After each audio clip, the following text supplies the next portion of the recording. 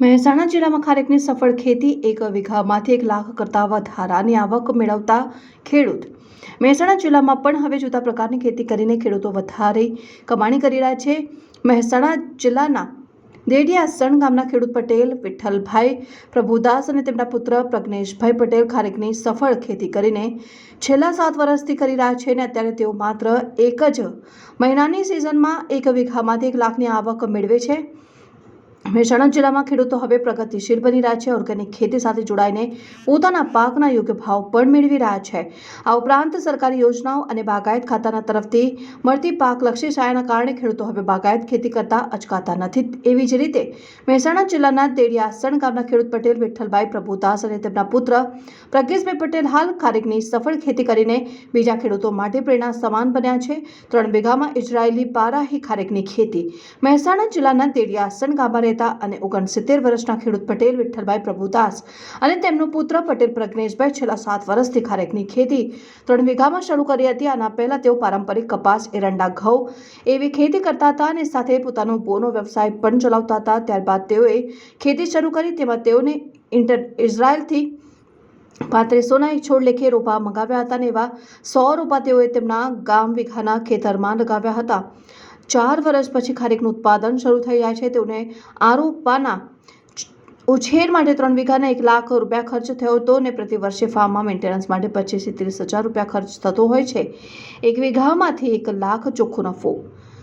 ખેડૂત પટેલ વિઠ્ઠલભાઈ જણાવે છે કે ખારેકની ખેતી સરળ ખેતી છે. હવે બાગાયત ખાતામાંથી વિવિધ પાકલક્ષી લાભો મળતા હોવાથી ખારેકની ખેતી માટે સરળ બની છે. જેઓએ ખારેકના રોપામાં પણ સરકાર તરફથી સબસિડી મેળવી છે અને ફાર્મના મેન્ટેનન્સ માટે પણ નિભાવ ખર્ચ મળ્યો છે અને પેક હાઉસ પણ બાગાયત ખાતા તરફથી મેળવેલો છે. તેઓ જણાવે છે કે 4 વર્ષ બાદ 2022થી ખારેકમાં પાક ઉત્પાદન શરૂ કરાયું હતું અને પહેલા વર્ષ 2 લાખ સરેરાશ ખર્ચ સામે 4 લાખની આવક થયેલ. ત્યારબાદ ગત વર્ષે 5 લાખની આવક થયેલ અને આ વર્ષે તેઓ જણાવે છે કે તેઓને 4.5 લાખ રૂપિયાની આવક આ વર્ષે થશે, જેમાંથી ખર્ચ કાઢતા 3 લાખ જેટલો ચોખ્ખો નફો નીકળશે. ખેડૂતના પુત્ર પટેલ પ્રજ્ઞેશભાઈ જણાવે છે કે તેઓને ખારેકમાંથી સારું ઉત્પાદન મળી રહ્યું છે. એક ખારેક આશરે 150થી લઈને 200 કિલો ખારેકનું ઉત્પાદન આપે છે અને જેમ જેમ વર્ષ જાય છે તેમ તેમ આ ઉત્પાદનમાં વધારો થતો જાય છે. ખારેકના વેચાણ અંગે વાત કરતા તેઓએ જણાવ્યું કે ખારેકનું ઉત્પાદન તેઓ સીધું ફાર્મ ઉપરથી જ કરે છે. તે વેપારી તેમજ ગ્રાહકો છૂટક અને હોલસેલ બંને ભાવથી ખારેક લઈ જાય છે. હાલ હોલસેલ ભાવ 60 રૂપિયા છે અને છૂટક ભાવ 100 રૂપિયા પ્રતિ કિલોના ભાવમાં વેચાય છે. વિઠ્ઠલભાઈ પ્રભુદાસ પટેલ, ગામ દેડિયાસણ, તાલુકો જિલ્લો મહેસાણા. તમે કેટલા વર્ષથી ખેતી સાથે સંકળાયેલા છો? હું લગભગ 50 વર્ષથી ખેતી સાથે સંકળાયેલો છું. હાલ આપણે જે ખારેકની ખેતી કરી ખારેકની વિશે થોડી જણાવો. ખારેકની ખેતી મેં 7 વર્ષ પહેલાં કરેલી હતી. હું અતુલ લિમિટેડ કંપનીમાંથી આ રોપા લાવેલો હતો. એક રોપાના 3500 રૂપિયા મને રોપો પડેલો આ રહ્યો અને મેં એને લાવીને ઉછેર કરવાનો ખર્ચો લગભગ 1 લાખ રૂપિયા વીઘે પડે. 3 વીઘાનો 1 લાખ રૂપિયા ખર્ચો પડે. હાલ આપણા જોડે કેટલા છોડ છે? મારી જોડે 100 છોડ છે આ ખારેકના. બરાબર છે. આપણે ખારેકની ખેતીની વાત કરી તો તમારા જોડે હાલ કેટલા વીઘામાં ખારેક છે? મારે 3 વીઘામાં ખારેક છે. આપણે ખારેકના ઉત્પાદનની વાત કરીએ તો ખારેક કેટલા વર્ષે ઉત્પાદન ચાલુ કરે? ખારેકનું ઉત્પાદન 4 વર્ષ પછી ચાલુ થાય. વાવ્યા પછી 4 વર્ષે ઉત્પાદન ચાલુ થાય. અને ઉત્પાદન શરૂ થયાના પછી મતલબ કેટલા વર્ષ સુધી એ ખારેક આપણને ઉત્પાદન આપતું રહે? કંપની તો 50 વર્ષનું કહે છે, પણ આપણે 35-40 વર્ષ તો ઉત્પાદન આપણને આપે છે. બરાબર. હાલ આપણે તમારા ખારેકનું જે ઉત્પાદન શરૂ છે એ કયા મહિનામાં શરૂ થાય અને એની અવધિ ક્યાં સુધીની હોય? જુલાઈ મહિનામાં સ્ટાર્ટ થાય અને ઓગસ્ટમાં પૂરું થાય. બરાબર. 1 મહિનાનો ટાઈમ પિરિયડ હોય એનો. બરાબર. ખારેકની વાત કરીએ તો આપણે તમે એનું વેચાણ કેવી રીતે કરો?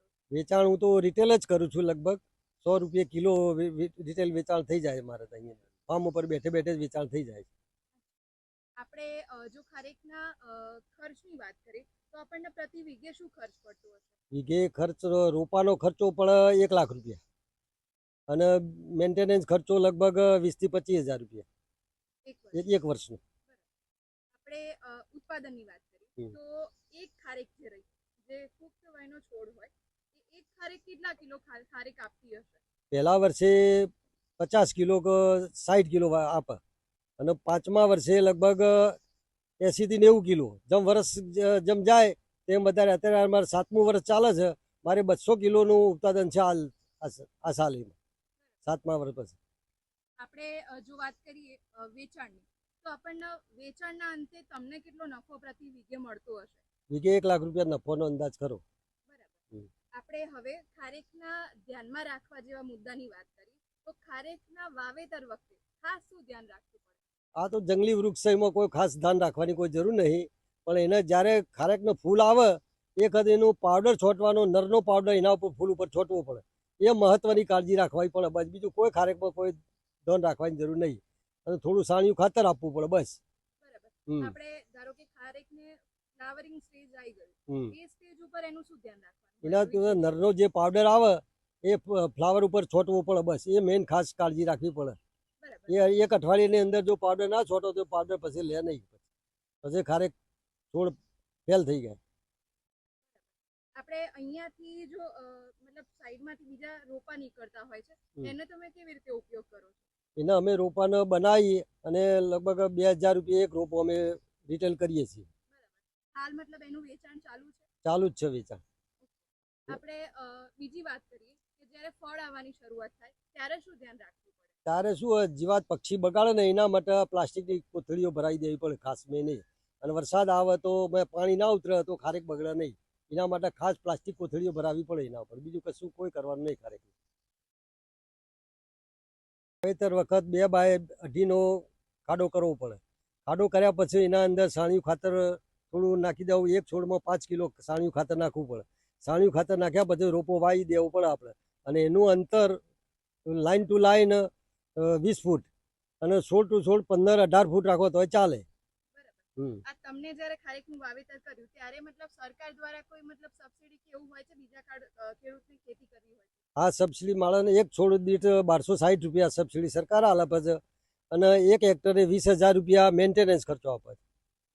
ખારેકનું તમે જે વાવેતર કર્યું, 7 વર્ષથી તમે ખેતી કરી રહ્યા છો, તમને 7 વર્ષ પછી શું મતલબ અનુભવ થાય છે કે આ ખેતી કેવી રહે છે તમારા માટે? આ ખેતી સારામાં સારી ખેતી કહેવાય છે, ખારેકની ખેતી. બીજા ખેડૂતોને જો આ ખેતી કરવી હોય તો તમે શું સંદેશ આપશો એમને? હું સારું આ ખેતી સારામાં સારી ખેતી છે ખારેકની.